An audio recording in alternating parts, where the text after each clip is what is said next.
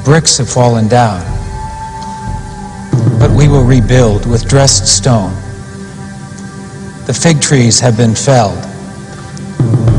but we will replace them with cedars. That is what we will do.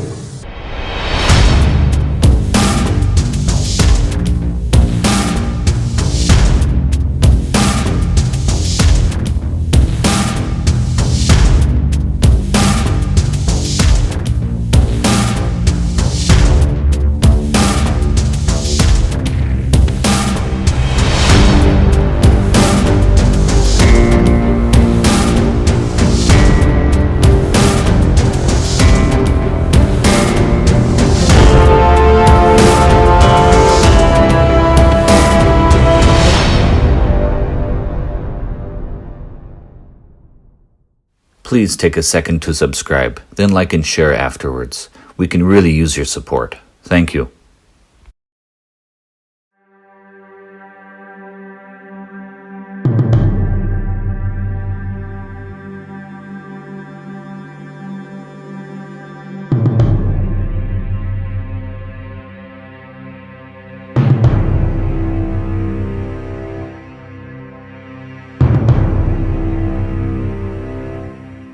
In the previous episode, we explored the meaning of the rebuilding with hewn stone in ancient Israel and its replaying in modern-day America, and what that vow means for the future of the nation. That vow further removes reliance from God. Instead, it emboldens their reliance on themselves. Now, we turn our focus from the fallen bricks and the rebuilding with hewn stone to the next revelation in Isaiah 9:10. We follow the order of the passage. That brings us to the sycamore. The sycamores have been cut down. In the original language of the passage, we find the meaning of the word sycamore in Hebrew. It is shakam. From Shechem, we also get the fig mulberry tree. How do we get sycamore from a fig tree? The Greek word for fig is sukos, and for mulberry is moros. Put them together and you get sucamoros, or sycamore.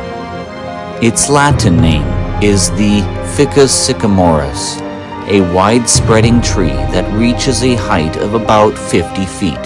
In biblical times, they grew in Israel's lowlands and along the roads and highways. But what could the cutting down of a sycamore tree possibly have to do with America or 9/11? The ancient Assyrians may have been interested in cutting down sycamores, but not the terrorists of 9/11. They targeted cities and key landmarks, but not forests or farmlands. There does not appear to be any connection, but the biggest problem with this mystery is that this tree doesn't grow in this region, not in the American Northeast, where New York City or Washington, D.C. are located, not naturally anyway. The Ficus sycamoris is native to the Middle East and parts of Africa. They don't thrive in climates with frost. They would need to be wrapped up in blankets or plastic during the cold periods. It can be done, but ultimately the sycamore of Isaiah 9:10 is ultimately alien to the American Northeast. However, as we analyze the passage more closely, we will discover something. If the fallen bricks foreshadowed the nation's future collapse, what did the fallen sycamore foreshadow? For ancient Israel, it meant that it was a sign of uprooting, the uprooting of a kingdom. The destruction from that attack wasn't limited to buildings. The enemy's attack causes the sycamore to be cut down. The fallen sycamore is a sign of warning, and in the ignoring of the warning becomes a prophecy of judgment. So again, we ask, what this has to do with America, when there is no connection to Al-Qaeda or having any sycamores in the region? Well, let's keep digging. In the last moments of the calamity, the North Tower began to collapse. In the midst of that collapse, it sent debris and wreckage through the air toward a plot of land at the border of Ground Zero. It was unlike the other properties surrounding Ground Zero. This property wasn't covered with concrete, steel, or asphalt, but with soil and grass. The wreckage hurled by the falling tower struck an object in this property. This object was a tree. After the cloud of dust began to clear, police officers, rescue workers, and onlookers gazed at the little plot of land at the edge of Ground Zero.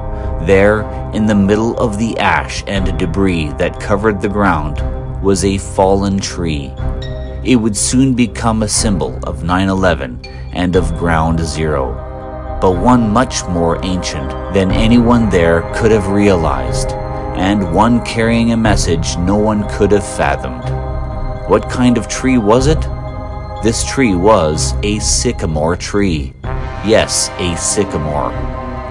As Hebrew was the spoken language of Israel for their leaders to speak in the tongue of their people and nation, so too would English be the tongue of the people and nation of America. The sign of the sycamore is in the translation. The tree matches the nation and the land. The tree of Isaiah 9:10 was endemic to Israel, so the tree of 9/11 was endemic to America. The tree fallen down on this property is the genus Platanus, known by its common English name, the sycamore. Therefore, as the Middle Eastern sycamore doesn't naturally grow in this region, there does exist a version of the sycamore, the English sycamore, and it happened to be growing right there on that little plot of land at the edge of Ground Zero. It was named after the ancient sycamore, translated into Western form, into an American tree bearing the same name of the tree in Israel's judgment. Like everything else lining up for this entire mystery to manifest, it just happened to be standing right there on the corner of Ground Zero. So, although the ancient Assyrians intended to cut down the sycamore in Jerusalem, the terrorists of 9/11 didn't. But either way, their actions led directly to the fall of the tree, and so it fell just the same. Soon, the fallen tree became the focal point of interest and attention. It was transformed into a symbol, just like the previous harbinger before it, with the ruins of the fallen bricks. Now, the plot of land where the tree stood is actually the property where St. Paul's Chapel building of Trinity Church stands near Wall Street. St. Paul's was built in 1766, and it is the oldest surviving church building in Manhattan. During the collapse of the North Tower, that falling shrapnel and wreckage should have fallen onto the chapel and been destroyed. It is located on Church Street, opposite the east side of the World Trade Center site. No one knows how it survived. Nicknamed the Little Chapel That Stood, the chapel's survival is nothing short of a miracle. Not only did it escape unscathed, it didn't even receive one broken window. The chapel then served as a place of rest and refuge for recovery workers at the site of the fallen towers.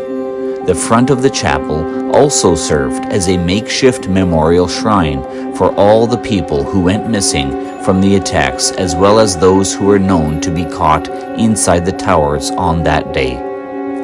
Now here is the real miracle tied to the story.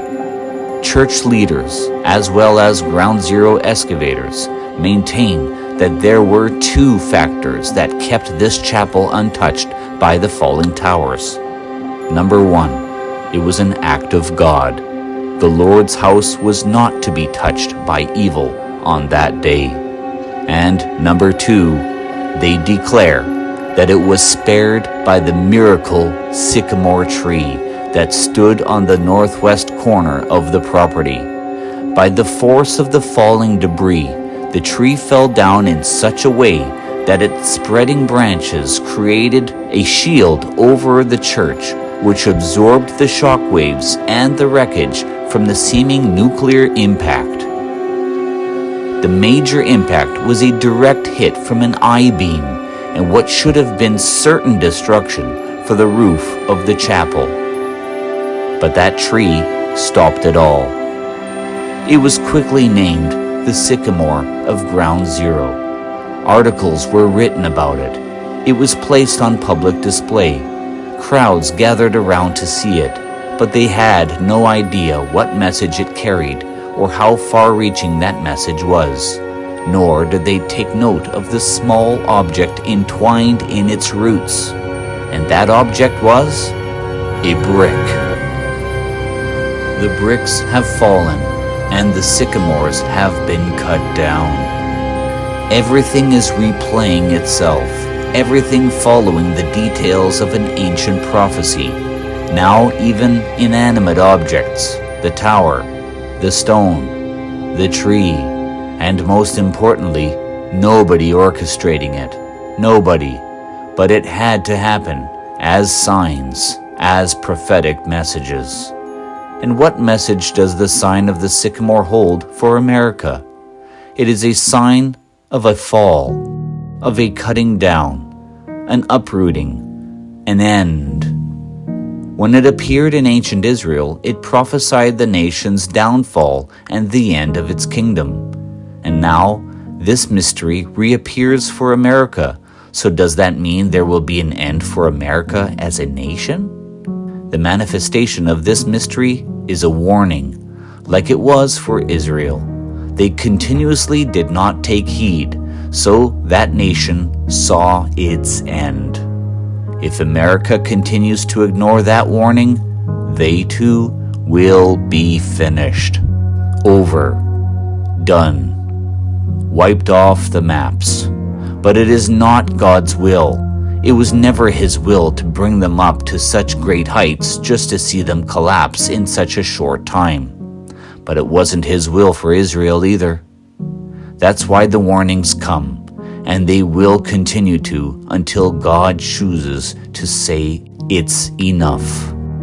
So, when the tree falls, it will either be heard, and it will be the sound of warning and the call to redemption, or it isn't heard, and it is the sound of judgment.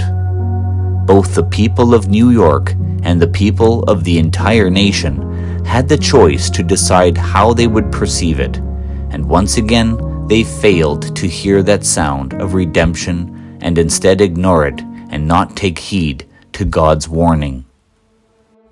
A memorial was made in dedication to the sycamore that was uprooted that day. It is a bronze sculpture that showcases in true scale the root system of that uprooted sycamore tree. There is a principle in the Bible that says God will expose the foundation.